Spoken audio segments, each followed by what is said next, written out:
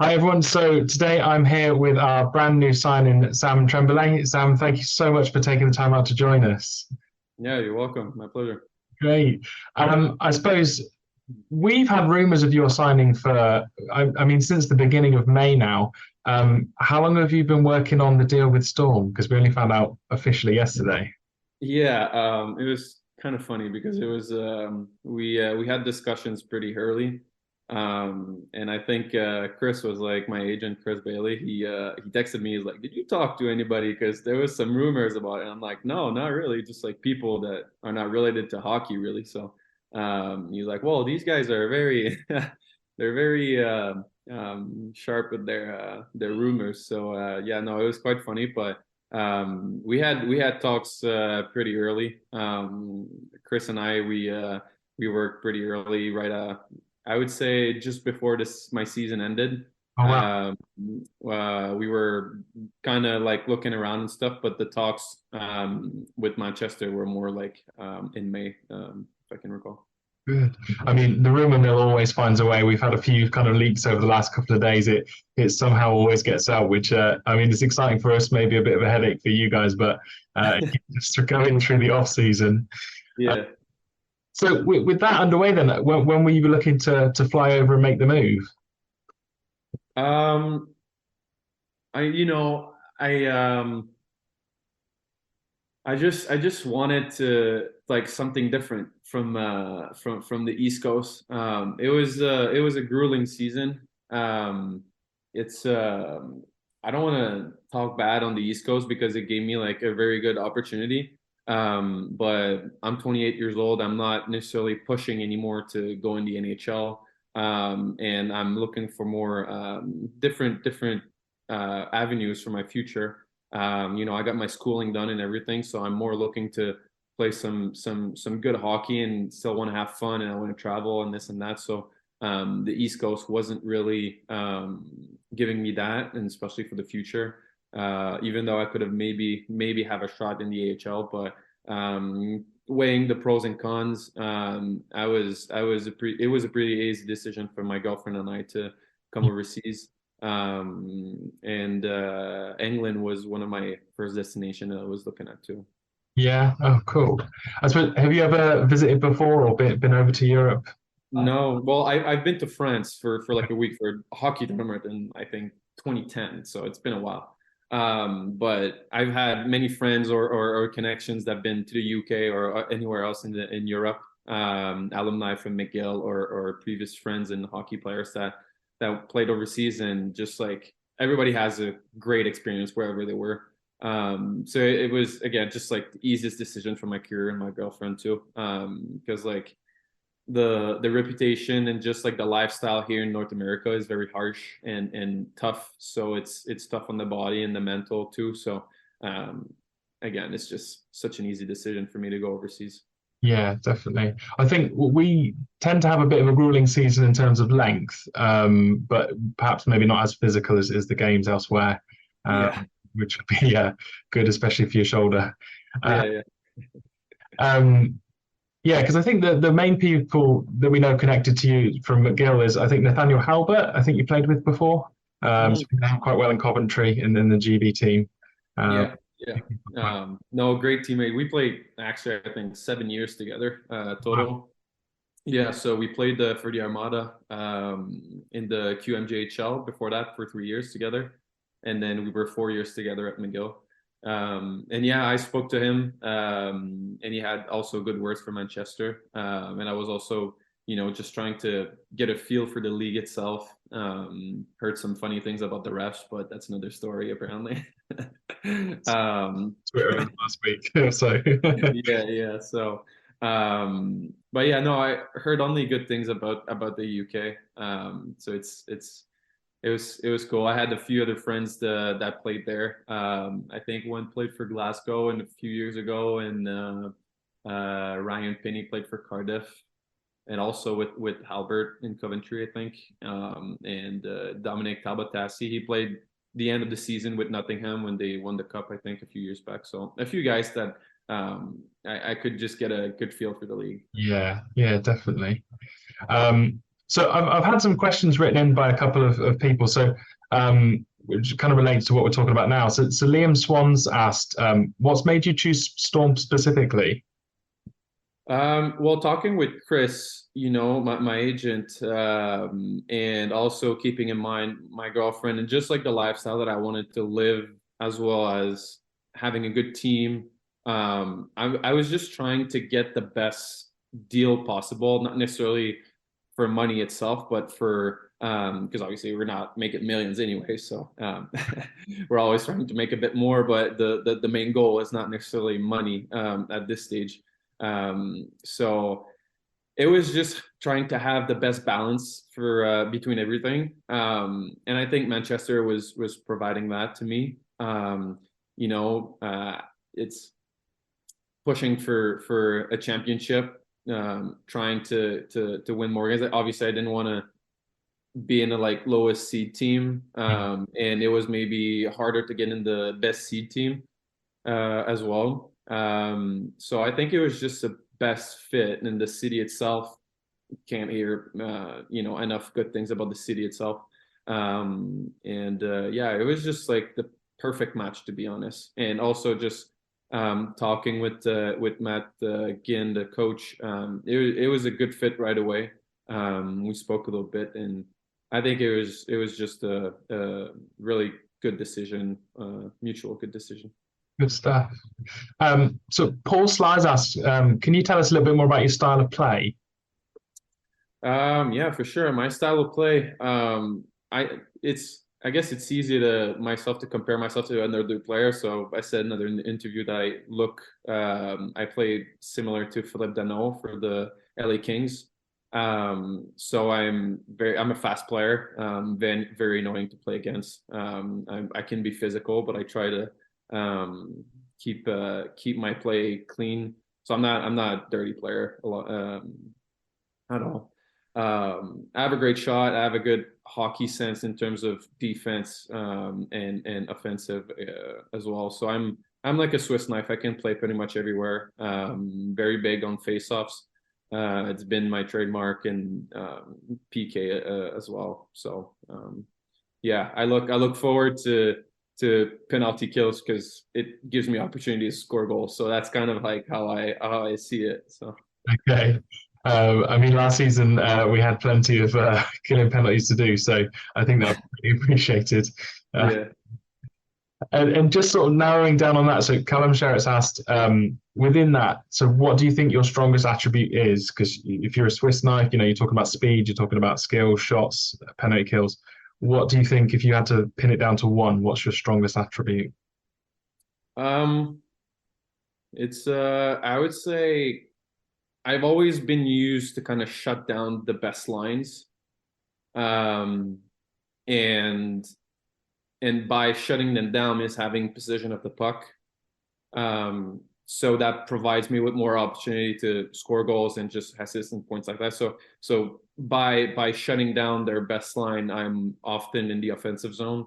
Hmm. Um, so I play well in my zone, which gives me opportunities to play well in the offensive zone. So I think that's kind of like my biggest attribute, which that's kind of where I'm having most of my points because I've never been really on the power play except from when there was a spot open, I was getting in front of the net or stuff like that. But which I've always been good at, and I've never been using the power play for my shot, which maybe it will happen eventually. But I think that's my biggest attribute. Yeah. Sounds exciting. Um, One of the things I saw on your Instagram was that you were going toe to toe with someone. Are you much of a fighter? Oh, that one. Yeah, that's I think I have a little bit of a protective instinct inside of me, but so whenever something happens, it's my dad and my everybody in my family don't really necessarily like it, but neither do I, but it's just like almost like a sense of duty sometimes, but that wasn't reciprocated much when I was getting hit sometimes, but it's fine, kind of how it goes. But um, I know how to defend myself. I'm not too afraid to fight, but I would prefer not to. Comes out if 'Cause, it's needed, but yeah, exactly. So hopefully I won't need to fight big dudes like this guy. He was. fingers crossed. I'll take my let's say win on this guy, but never again. Hopefully. I think with our league, like a lot of the goons are kind of being phased out, I think, and there are still a few big tough guys, but quite a few of them actually have left within the last few weeks. So I think there's more, like I say, a sense of kind of we still need defending one another. That's still needed, but just smacking each other for the sake of it doesn't seem to be as necessary these days. Yeah, the game changed a lot, especially I think it all started with North America and like all the junior leagues now. I think there's won't be any fighting anymore. So hockey is going towards that direction. So less fighting and more speed, more skills. So Yeah. makes sense. Um, I suppose Ben Baldwin's written. He's asked, if any, what aims has the club outlined for you this year? So, you've previously spoken about in different interviews about really wanting to, strong personal goals of winning championships. I guess, if anything, have the club kind of said what they want you to match up on in this kind of year going forward? A little bit. It was more so on my end. I'm a competitor at heart. I think that will be one of the first thing that people will see out of me is that I don't give up on a play or anything. So I mean, even just for example, in the East Coast, in Wheeling, we were one of the lowest seed, and until the end of the season, I was still pushing, obviously for myself, a little bit more to get a better contract, but also just to win. Like everybody hates to lose, but more so to a sense like with Manchester. I think I've heard or I got to see that there's like three teams that are always kind of like the top three, and that's like or it was kind of like this sense that I got that was like a little bit three teams that are often up top, and the goal would be to kind of be that fourth team to get in the mix. Um, and then once you're there, we see it in the NBA finals. Like Mm, uh, a lot of teams, there's a lot of upset that can happen, and teams with a bunch of undrafted players and this and that can just make it happen because they're still great players. So you never know, and obviously I don't know many other players in the team right now. So it will be something to see once we're there. But obviously, from what Matt and Chris told me is that they're building a team to push towards that objective because I think it would be just nonsense to have not an objective like that. So yeah, pushing towards that is the goal. To what extent we're going to be close to it, it's we're going to see. But yeah, definitely going to push as hard as we can. That's for sure. good stuff. So I suppose outside of hockey, then. So am I right in thinking that you've got your own fitness company? You do that sort of Yeah, degree? yeah. So I started that. I started that this year. I put a little bit of a break on it because it was hard to manage between hockey, professional hockey, and also managing a business. It's a lot to handle both sides because I wanna go all out in both, but it's a little bit hard on energy levels and like the mental capacity. So I started it. I put a lot of work into it and thought into it. So it's mostly online coaching. So it's to provide full all around coaching to people online, so they can just hit the gym and or whatever their goals are to achieve the kind of fitness they want to achieve. So there's a little bit of a trend to push coaching online because you can provide more opportunities and better coaching, more one-on-one coaching, and follow-ups, um, and accountability. So, which is kind of hard when you're training alone, and you don't want to overpay for one-on-one trainings in person, which is very expensive sometimes. For it may sound expensive over a monthly fee, but over time, it's way cheaper than just having your one-on-one person in-person coach. So that's kind of the side of the business that I started, but right now it's kind of like a going slower, so I can just manage everything together. Definitely. Okay. So when you're not training and you're not on the ice, what sort of stuff do you like to do? What do you enjoy? Yeah, so that was one of it. And I'm a big reader. I love to read. So yeah, I got plenty of books. They're all hidden now, but yeah, no, got plenty of books. During COVID, I picked up the guitar. Can't say I've played it much the past few weeks, but I've got decent at it. It's been like 2 3 years now, so I got acoustic and an electric now. So I discovered a little bit of a passion there. Um, and I quite enjoy wine as well, just discovering like new wines and stuff like that with my girlfriend. So it's some of the stuff I quite like. Yeah. Good stuff. Well, our if you've got a little bit of spare time, our opening song is Metallica. So if you've got some time to practice, Okay. ready? Okay. Well, I my electric is at my dad's right now, so it's right now I'm in Pittsburgh in the U.S., but it's at my dad in Montreal. So I could maybe try my luck on the Yeah, acoustic, but we'll definitely. see. Um, so on another podcast, I don't know if you've heard of it. There's Two Ales and Hockey Tales by Wally. He's an ex-Cardiff player, and he started a trend where in Storm at the end of a game, people chuck chocolate bars on the ice for the players. And the fans are really into it. People personalize them with notes. People like literally import people's favorite chocolate bars. They really go all out. So Sue has asked, "What's yours?" so that people can get ready. That's cool. Good question. I have a little bit of a sweet tooth, but I won't get out of my way to get some. So it's a good question. I would say, oh boy, um, anything with caramel, I would say, or dark chocolate, maybe. Okay, okay. Either or. I'm not too picky, so anything I Yeah. will take for sure. So the first win, keep an eye out to see what people have chosen for you. Then, if that's what we're going with, that's a dark We'll see. chocolate and caramel. Awesome. Good stuff. And then I suppose the last proper question I've got then is so Andrew Ellis is written and he said considering that you're both from a Penguins recruitment pool, have you ever crossed paths with Sidney Crosby? Not personally, but before it was in training camp, I think we did a practice at their practice facility. And they were practicing before us. And obviously Crosby was the one I had my eyes on the whole time. It's I never got to talk to him really, but it's so impressive to see him play.